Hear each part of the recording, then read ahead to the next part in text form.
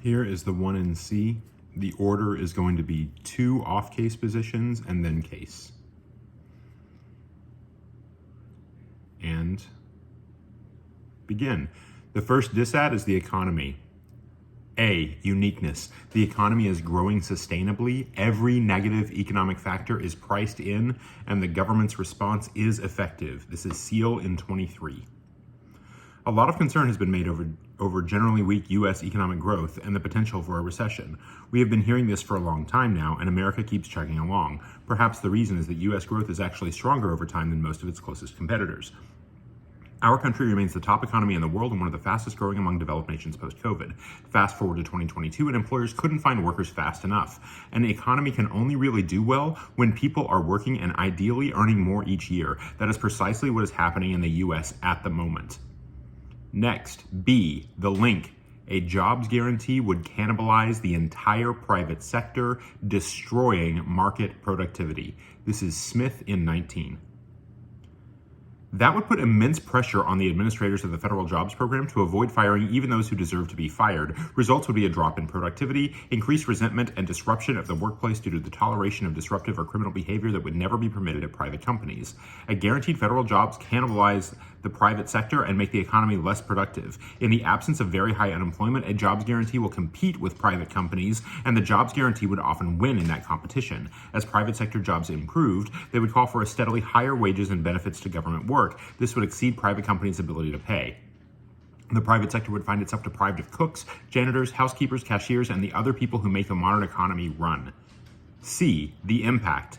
Economic decline causes war, studies show. This is Lipipataboom et al. In 23. Economic factors such as changes in aggregate income levels would contribute to the dynamics of foster conflict. Higher inflation would reduce purchasing power, increasing the inclination of individuals to participate in violence, especially in situations where governments are lacking the means to effectively mitigate economic hardship as macroeconomic shocks deplete their fiscal coffers. Spillover effects to conflicts in neighboring countries. The number of conflict events increases in a statistically significant way within 2 to 3 years of the initial shock. The second disadvantage is REMs. A, uniqueness. China dominates the rare earth element supply chain in the status quo and manipulates access to these key minerals. This is Barrett in 21. Rare earth metals are vital for making wind turbines. The world's supply of rare earths is currently dominated by China. The country is home to roughly 40% of the world's rare earth deposits, but more crucially, it has developed the most advanced facilities for processing the ores into useful metals. Processing them into metals is a costly and polluting endeavor. The U.S. currently only has one operating rare earth mine. In response to the strategic threat posed by China's stranglehold on rare earth industry, U.S. lawmakers introduced multiple bills in 2019 and 2020 to bolster American production of these metals. B, the link. The Green New Deal rejects mining for rare earth minerals. This is Blackman in 21. The U.S. has ample supplies of these minerals, which are crucial to the continued advancement of solar and wind power, as well as the batteries for electric vehicles, but the process required for mining these metals are negatively impactful for the environment and likely to become points of public controversy. Enter the Green New Deal. The question for those promoting the energy transition will inevitably become whether or not the same kinds of destructive and costly political dynamics can be avoided when it comes to efforts to mine large U.S. resources or minerals such as lithium, cobalt, and others. C, the impact. New mineral supplies are indispensable to solving climate change. There's a shortage now. Shutting down rare earth mineral productivity turns the climate change advantage. This is Riley in 21. The world won't be able to tackle the climate crisis unless it has a sharp increase in the supply of metals required to produce electric cars, solar panels, and wind turbines and other clean energy technologies. It takes an average of 16 years from the discovery of a deposit mine to start production. Current supply investment plans are geared toward gradual, insufficient action on climate change. The minerals are essential to technologies that are expected to play a leading role in combating climate change. The average electric car requires 6 times more minerals than a conventional car. Now, on case. Against the climate change advantage. First, recent federal legislation will solve climate change. The affirmative isn't necessary. This is The Economist in 23. The Inflation Reduction Act has had a transformational impact on the prospects of clean hydrogen. Thanks to recent laws, firms have announced about $200 billion in investments into everything from batteries and electric vehicles to renewables and hydrogen.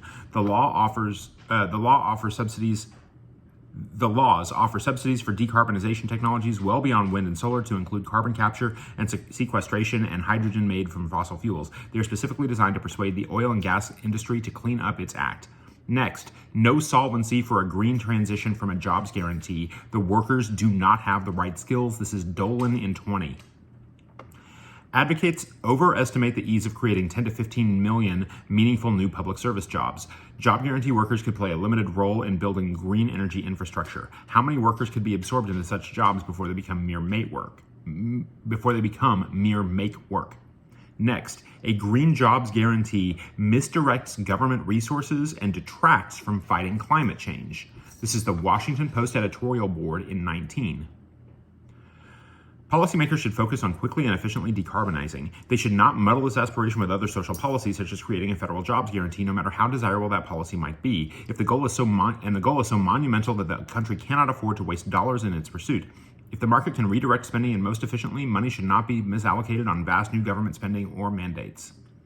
Next, on the inequality advantage. The first response is, the federal jobs guarantee is counterproductive. It kills motivation to work and efficiency. This is Standing in 19.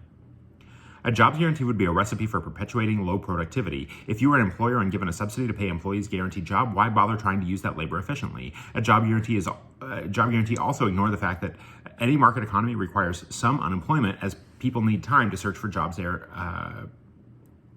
they are prepared to accept. Next, a jobs guarantee only reaches half the unemployed, minimizing the reductions in inequality. This is Dolan in 18.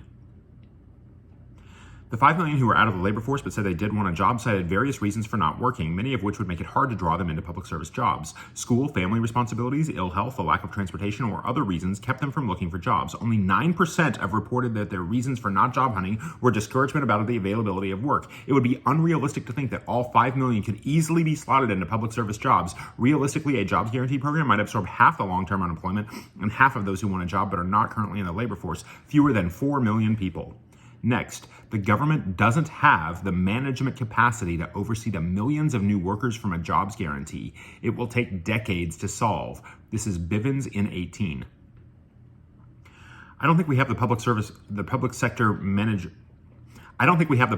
managerial capacity right now to oversee the work of 11 million people who will be coming from varying backgrounds and labor qualifications and ensure that they will be perceived in undertaking socially useful tasks. Building anything like this much public sector management capacity will be years, if not decades, in the making.